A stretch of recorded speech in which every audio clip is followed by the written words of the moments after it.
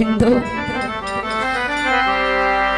এই জগৎ তোমাকে ভালোবাসার কারণে কত রাজা তার রাজ্য হারিয়েছে। এই জগতে তোমাকে ভালোবাসার কারণে কত জমিদার তার জমিদারি হারিয়েছে। গোবিন্দ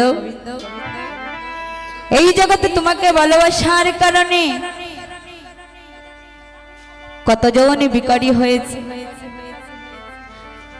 কেউ বা ঘর থেকে বাহির হয়েছে।